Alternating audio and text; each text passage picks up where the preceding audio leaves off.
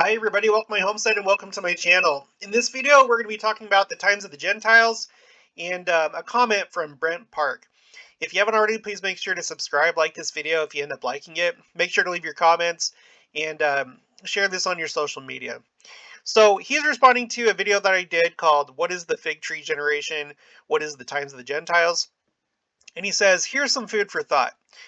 The temple and the Jews were destroyed 70 years after Jesus was born. So it was his generation that did not pass away until that was fulfilled. The times of the Gentiles was fulfilled sometime between 1948 and 1967 when Jerusalem was fully in Jewish hands.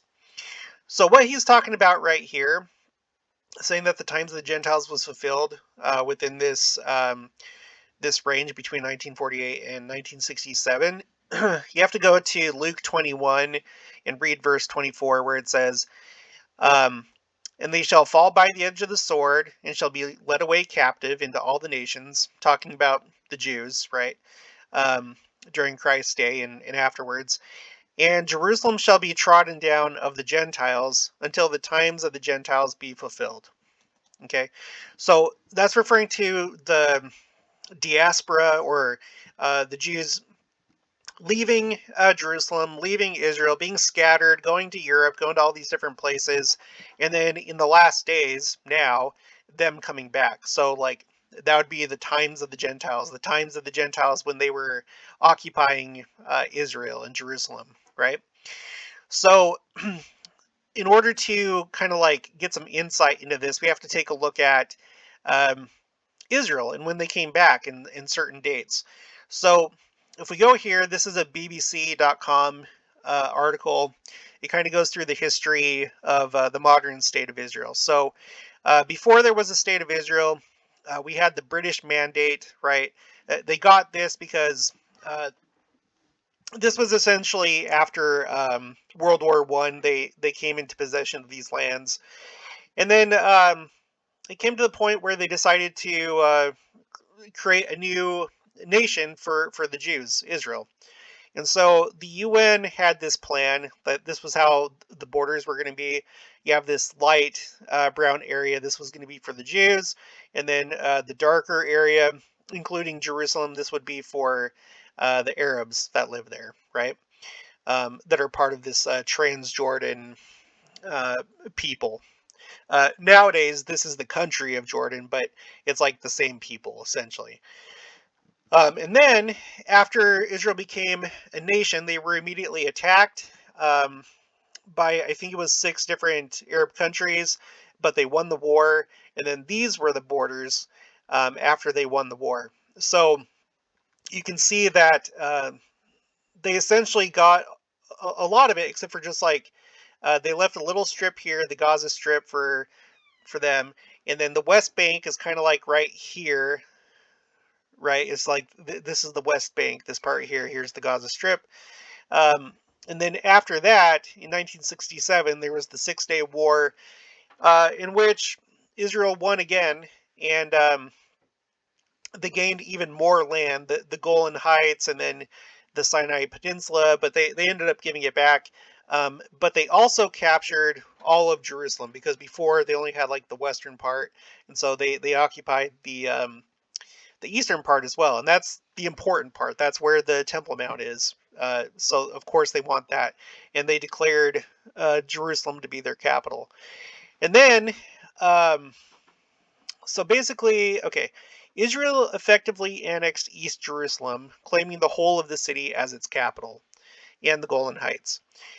These moves were not recognized by the international community until the U.S. changed its official position on the matter under the Trump administration, becoming the first major power to do so. And that was the significance of the U.S. moving its embassy to Jerusalem, is that we recognized this move, that they have all of Jerusalem, including the east side of Jerusalem.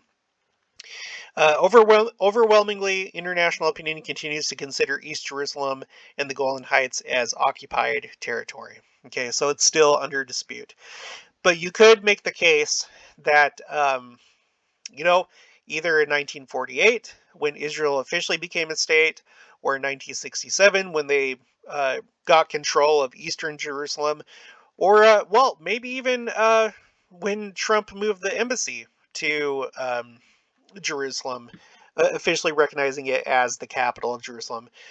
You know, one of those dates could be the one that fulfills this prophecy of Jerusalem being trodden down, uh, you know, by the Gentiles during the times of the Gentiles until it's fulfilled. So, what fulfilled the time of the Gentiles could have been 1948, could have been 1967, could have even been 2017 when Trump moved the embassy. Who knows? But probably one of those times. So let's go back here, excuse me, to his comment. The gospel was taken from the Gentiles in spring 2020. Yeah, if that's true, if Angel Moroni dropping his trumpet was the sign of that happening, then yes, then in 2020, you could say that. Remember, these things are processes, not necessarily events. Um, it does not say anywhere that the gospel would not continue to be preached. Uh, and right, that's true. We know that there's going to continue to be missionary work into the millennium, so it's not like it's going to stop altogether. But you could say with the pandemic setting in, um, missionary work was stopped for a while, and then again, Angel Moroni dropped his trumpet, so it could be just simply acknowledging that that time is over, the time of the Gentiles.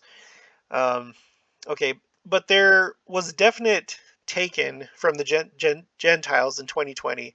We know that Jesus himself will convert the Jews as a nation when he returns to the Mount of Olives and they see the marks in his hands.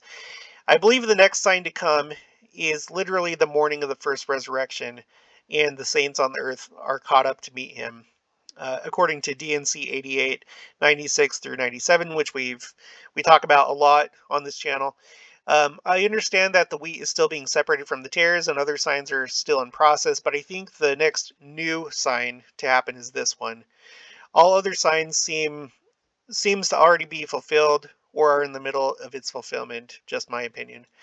Yeah, and I would tend to agree with that. There is, however, the need for there to be a temple in Jerusalem, based on my understanding. Again, there's the debate between whether it's going to be the third temple that the Jews build or if it's going to be some kind of LDS temple that's built there.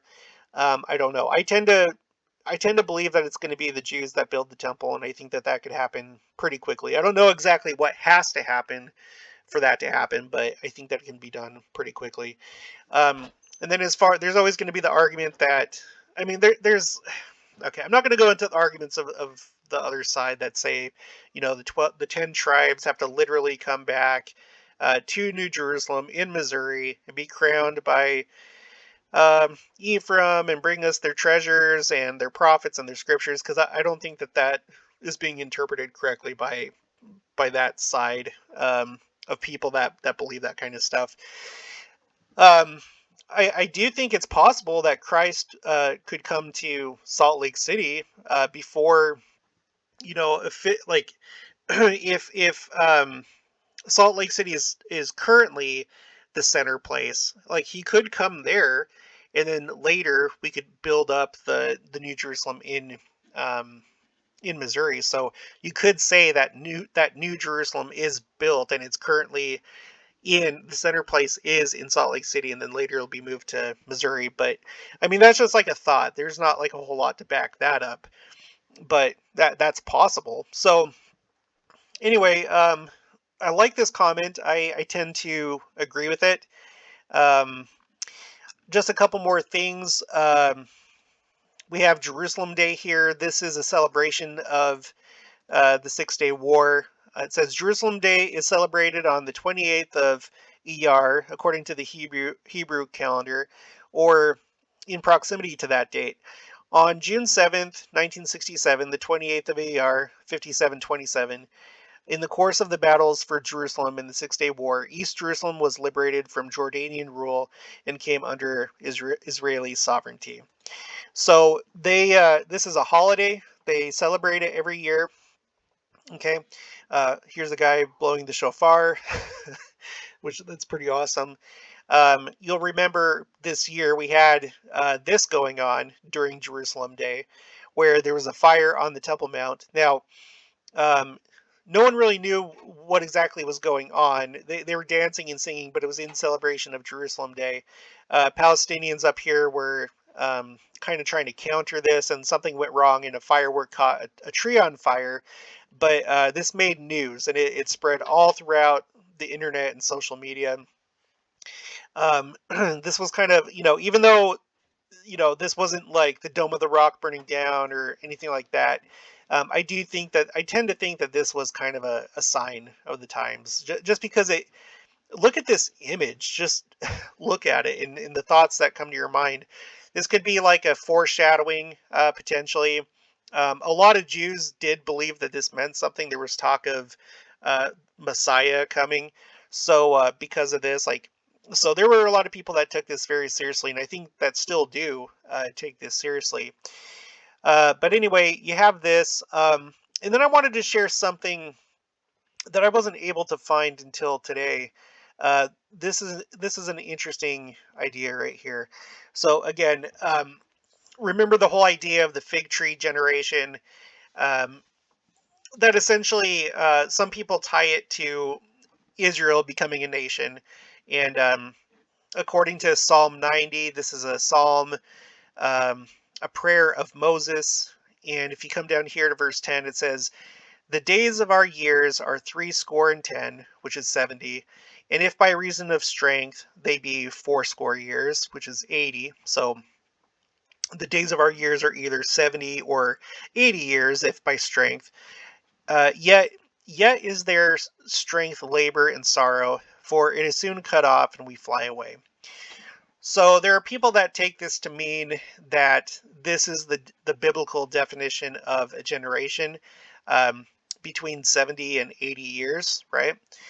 Um, and so that ties into the fig tree generation, because Christ is talking about when you see this fig tree, which some interpret to mean Israel becoming a nation again. Once you see the fig tree begin to shoot forth its leaves, it'll be this generation that sees all these things come to pass, which is talking about the second coming. Well, one interesting thing about that is I found this finally. Where is it?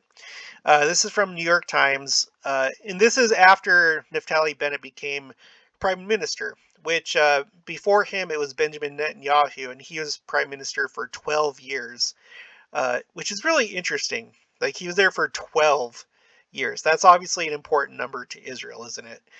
So anyway, in the most unlikely of circumstances, he was ousted from power by Naftali Bennett and like a coalition of like other political parties that unified in order to get Benjamin Netanyahu out. And this article is kind of talking about this, and it says here, Israeli leaders have increasingly drawn on the lessons from Jewish history, noting that the Jews enjoyed two previous periods of unified sovereignty in the land in ancient times, but both are believed to have lasted only 70 or 80 years. Interesting, huh?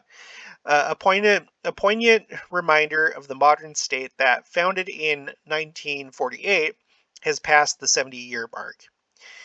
Quote, "This is the third instance of having a Jewish state in the land of Israel," Mr. Bennett said in a recent interview. "We messed it up twice before, and primarily because of domestic polarization." So it's interesting that the current prime minister, he's referring to these two times. And when we're talking about 70 or 80 years, I read a couple other articles about this that criticized this article. This is talking about when, like, all of Israel was unified, as in like all the 12 tribes. Not talking about the southern and the northern kingdom, because those did last a longer time. But so this is referring to unified Israel, and it's interesting that we're in this time frame right now of 70 to 80 years that the modern day state of Israel has been a nation, uh, which goes from what was it, 2018 until um, 2028, right? So we're within this window of time, which could be an important window of time. This really may mean something. Um, but just like Brent pointed out, it could be that the times of the Gentiles have been fulfilled as far as the Gentiles occupying the land of Israel. Sometime 1948, 1967, or like I said, it could be when Trump moved the embassy to Jerusalem. So we don't know, but we do know that we're basically in that time. And this is almost certainly the generation that's going to see the second coming. Our general authorities certainly talk like we are. They keep talking about the rising generation. Um, they talk like it's happening. That there are many people alive today that are going to see it. And I think that we are, and this is just further evidence. So, Brent, thank you for your comment. Yeah, I tend to agree with you. Um, I still have to research more, like I said, about the whole New Jerusalem thing. But I could see it being in Salt Lake when Christ comes and then being moved to Missouri, when that city is actually built up. But I have to research that more. I have a really open mind. And um, yeah, so, all right, so that's it. So, if you guys haven't already, please make sure to subscribe, like this video if you liked it, hit the notification bell, make sure to share it, leave your comments, and I'll talk to you guys later.